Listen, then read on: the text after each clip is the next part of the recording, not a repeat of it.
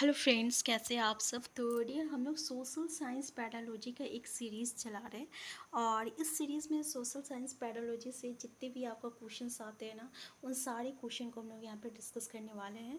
और यकीन कीजिए, इससे बाहर आपको कोई भी क्वेश्चन देखने को नहीं मिलेगा, क्योंकि ये आपका प्रैक्टिस सेट के साथ साथ प्रीवियस ईयर क्वेश्चन 5 साल से लेके उससे भी ऊपर तक का आपका क्वेश्चन है। तो यहाँ से जो है आपका पैडालॉजी पूरी तरीके से कम्प्लीट हो जाएगा। ठीक है, तो ये आपका सेकेंड सीरीज़ है। फर्स्ट सीरीज़ का लिंक आपको डिस्क्रिप्शन बॉक्स में मिल जाएगा। तो चलिए स्टार्ट करते हैं हम लोग आज का क्वेश्चन। पहला क्वेश्चन देखिए कि निम्नलिखित कथनों में से कौन सा कथन आपका लोकतंत्र के संबंध में गलत है। यहाँ गलत है बोला है, मतलब नेगेटिव क्वेश्चन है। ठीक है, तो आंसर भी क्या होगा, नेगेटिव होगा। तो पहला तो देखिए कि लोकतंत्र में एक शासक के पास देश पर शासन करने की संपूर्ण ताकत होती है। दूसरा है, लोकतंत्र में लोग किए गए निर्णय पर प्रश्न उठा सकते हैं। तीसरा है, लोकतंत्र में देश के नागरिकों को अपनी पसंद का नेता चुनने का छूट है।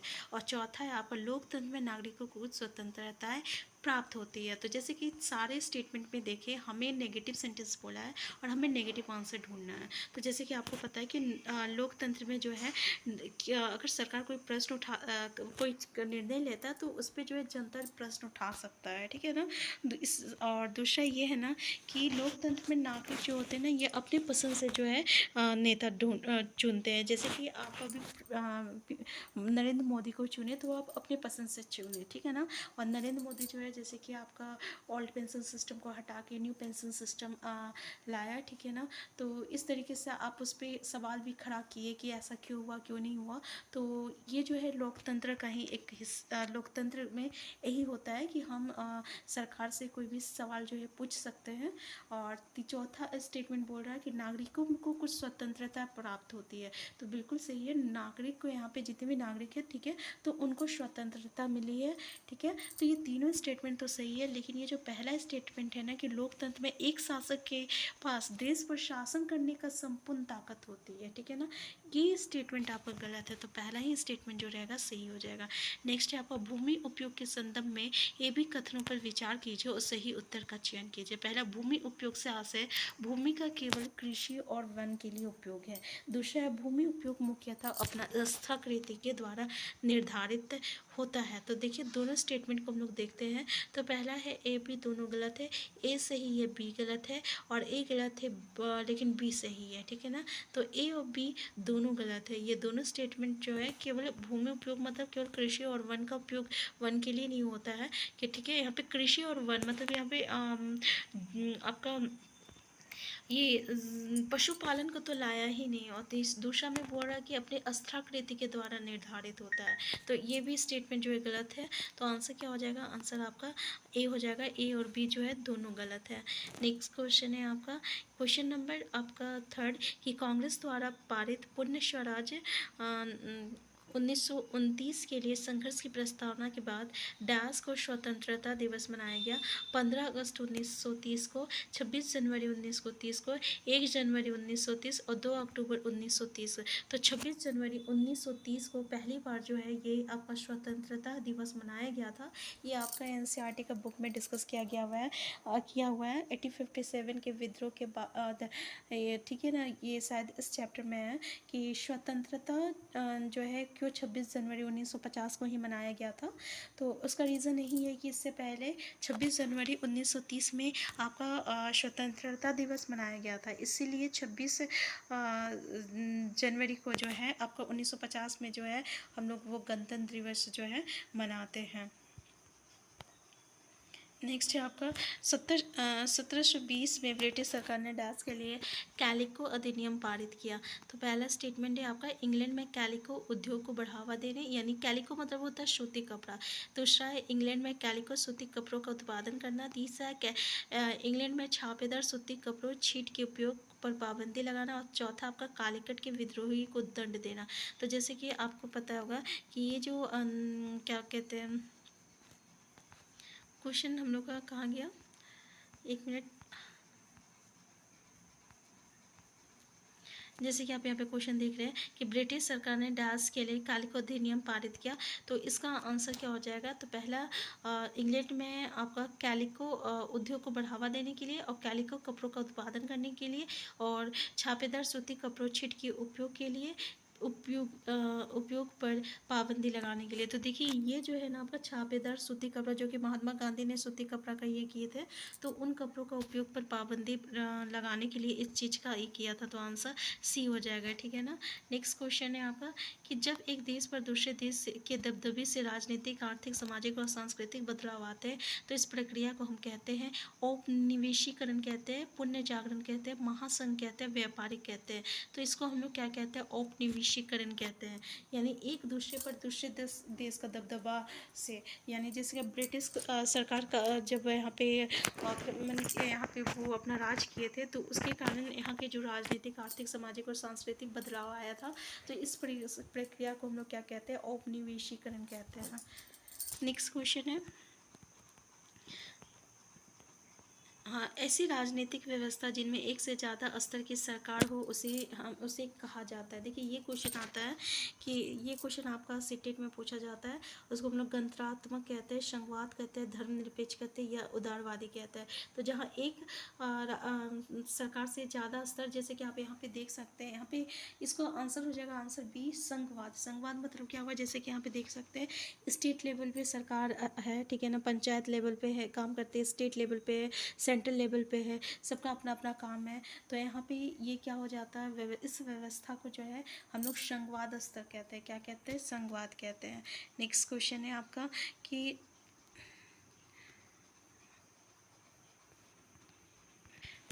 विशिष्टाद्वैत का सिद्धांत 11वीं शताब्दी में प्रस्तावित किया गया, सखुबाई द्वारा, रामानुज द्वारा और बाशवत्रा द्वारा या एकनाथ द्वारा। तो याद रखिएगा रामानुज द्वारा, ठीक है। क्या हो जाएगा आंसर बी, रामानुज द्वारा।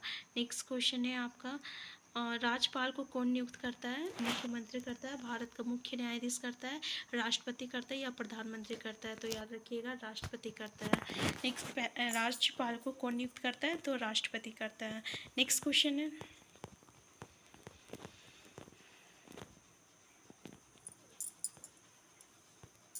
नेक्स्ट क्वेश्चन है भूकंप पर चर्चा के दौरान व्यवहारिक कौशल अधिगमकर्ताओं में विकसित करने हेतु शिक्षा को बल देना चाहिए। हालिया भूकंपीय घटना पर चर्चा करना और भूकंप से जुड़ी गतिविधियों का प्रदर्शन करना, भूकंप के प्रकार और भूकंप के दौरान बरती जाने वाली सावधानियाँ। तो देखिए हमने भूकंप के प्रकार, आंसर जो हो जाएगा करेक्ट आंसर हो जाएगा। यहाँ पे बोल रहा भूकंप पर चर्चा के दौरान व्यवहारिक कौशल अधिगमकर्ताओं में विकसित करने हेतु शिक्षा को बल किस पे देना चाहिए? तो भूकंप के प्रकार के बारे में बताना चाहिए कि कितने जैसे रेटिंग स्केल वहाँ पे दिया हुआ था ना कि हम लोग एनसीईआरटी में पढ़े थे, इतने रेटिंग स्केल के अकॉर्डिंग जो रहेगा आप इस तरीके से आपका भूकंप आता है, ठीक है। तो यहाँ पे भूकंप के प्रकार को जो है हमें यहाँ पे डिस्कस करना है, जो कि हम लोग एनसीईआरटी में जब चैप्टर डिस्कस किया तो पूरी तरीके से इसको डिस्कस कर चुके हैं, ठीक है। तो यहाँ पे हम लोग ज़्यादा डिस्कस नहीं करेंगे। नेक्स्ट है आपका निम्नलिखित में से कौन सा कथन सामाजिक विज्ञान शिक्षण में प्रभावकारी ये चिंतन व्यवहार के संदर्भ में सत्य है? तो पहला है चिंतन को सैद्धांतिक ढांचे की ऐसी कड़ियों को निकाल देना चाहिए जो पूछताछ करने तथा समस्या समाधान को सीमित करती हो। दूसरा, अध्यापक को विश्वास तथा प्रत्येक अधिगम स्थिति के प्रति नमनीय वातावरण का निर्माण करना चाहिए। तीसरा है समवयस्क शिक्षण ध्यान से करना चाहिए क्योंकि इससे शिक्षक विद्यार्थियों की अपनी वैचारिक क्षमता प्रभावित होती है। और चौथा है आपका चिंतन प्रक्रिया को ऐसे विद्यार्थियों के निवेश को नकार देना चाहिए जो कक्षा में अनुशासन के लिए शिक्षण पद्धति को चुनौती देते हैं। तो क्वेश्चन है आपका कि कौन सा कथन सामाजिक विज्ञान शिक्षण में प्रभावकारी चिंतन व्यवहार के संदर्भ में सत्य है?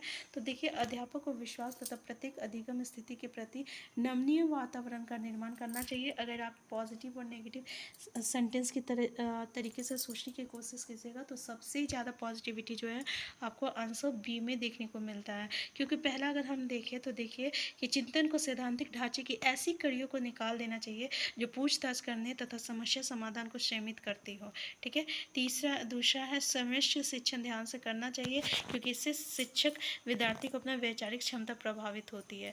चौथा है चिंतन चिंतन प्रक्रिया को ऐसे विद्यार्थी के निवेश को नकार देना चाहिए जो कक्षा में अनुशासन के लिए शिक्षण पद्धति को चुनौती देता हो। ठीक है, आपका स्टेटमेंट जो है, स्टेटमेंट सेकंड जो है इसका करेक्ट आंसर हो जाएगा।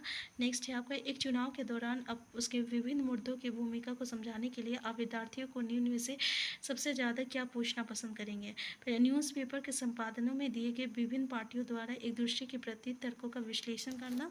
दूसरा है आपका, प्रत्येक पार्टी की प्राथमिकताएं और उसकी संवैधानिक संरक्षणकारी नीतियों के प्रकारों का विश्लेषण करना। तीसरा है राजनीतिक पार्टियों की लोकप्रियता जानने के लिए अपने स्थानिक तौर पर सर्वे करना। और चौथा, विभिन्न पार्टियों के लिए राष्ट्रीय न्यूज चैनलों द्वारा समर्पित समय की तुलना और विश्लेषण करना। तो आंसर क्या हो जाएगा आपका, तो इसका आंसर हो जाएगा आपका आंसर बी, कि प्रत्येक पार्टी की प्राथमिकताएं और उसकी संवैधानिक संरक्षणकारी नीतियों के प्रकारों का विश्लेषण करना। आंसर बी जो रहेगा ये इसका करेक्ट आंसर हो जाएगा। नेक्स्ट है, विद्यार्थियों को लैंगिक मुद्दे तथा लैंगिक भेदभाव में समाजीकरण की भूमिका के प्रति संवेदनशील बनाने के लिए स्कूल को निम्नलिखित में से क्या करना चाहिए। पहला, अध्यापकों को केस अध्ययन के लिए कहना चाहिए तथा उनसे अच्छे उदाहरण मांगने चाहिए। दूसरा है, ऐसे नियम बनाने चाहिए जिससे लड़के और लड़कियों के साथ भेदभाव का व्यवहार नहीं किया जाए। तीसरा है आपका, टीम शिक्षण को प्रोत्साहित करना चाहिए तथा पुरुष और महिला अध्यापकों को शामिल करना चाहिए। चौथा है, प्रख्यात और विद्वान वक्ताओं को आमंत्रित करके लैंगिक संवेदनशीलता पर सेमिनार आयोजित करना चाहिए। ठीक है, तो पहला देखिए कि लैंगिक मुद्दों तथा लैंगिक भेदभाव में समाजीकरण की भूमिका के प्रति संवेदनशील बनाने के लिए स्कूलों में निम्नलिखित में से क्या करना चाहिए। तो अध्यापक को केस अध्ययन के लिए कहना चाहिए अध्यापकों को तथा उनसे अच्छे उदाहरण मांगना चाहिए। ठीक है, तो यही आंसर जो रहेगा ये आपका जो रहेगा करेक्ट आंसर हो जाएगा।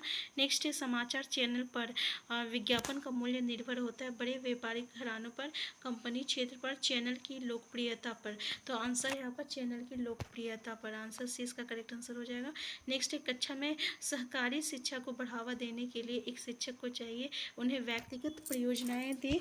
दूसरा है आपका, काम के लिए कक्षा को छोटे समूह में विभाजित करें। तीसरा है, परियोजना को करने के लिए उन्हें विविध स्रोत प्रदान करें। और चौथा, छात्रों को बहस और चर्चाओं में लगाएं।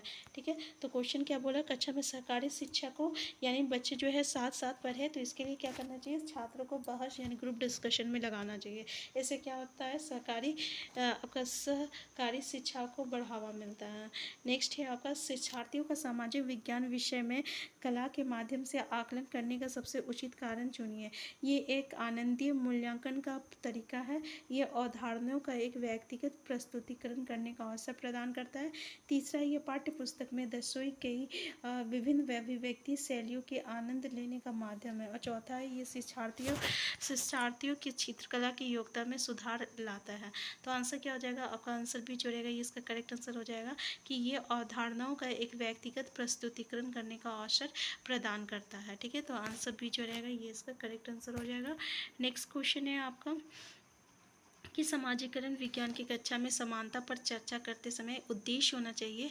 ए, अधिगमकर्ताओं के साथ गरिमा से जुड़े मुद्दों को संबोधित करना। पहला है, सभी का सम्मान करने के प्रति अधिगमकर्ताओं को, यहाँ पे पहला ऑप्शन ये दिया हुआ है, देखिए यहाँ पे गलती से यहाँ पे समानता पर चर्चा करने का उद्देश्य होना चाहिए। तो पहला देखिए, पहला ये है अधिगमकर्ताओं के साथ गरिमा से जुड़े मुद्दे को संबोधित करना। दूसरा है, सभी का सम्मान करने के प्रति अधिगमकर्ताओं को संवेदनशील बनाना। तीसरा है, संविधान में प्रलक्षित मूल्यों पर आधारित होना। और चौथा, ये समझाना कि हर तरह का अंतर असमानता की तरफ ले जाता है। तो इसमें से कौन सा स्टेटमेंट सही है, जैसे कि ACD है, BCD है, या आपका ABC है, या ABD है। ठीक है, तो जैसे कि अभी हम लोग जैसे कि देखिए, अधिगमकर्ताओं के साथ गरिमा से जुड़े मुद्दों को संबोधित करना। ठीक है, तो समानता पर ये भी आपका सही हो सकता है। और सभी का सम्मान करने के प्रति अधिगमकर्ताओं को संवेदनशील पढ़ना, ये भी सही है।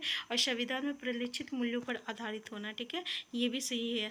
तो आंसर क्या हो जाएगा, आंसर आपका सी हो जाएगा। ए बी सी जो है ये तीनों सही है, जैसे आंसर भी में भी यहाँ पे दिया हुआ है।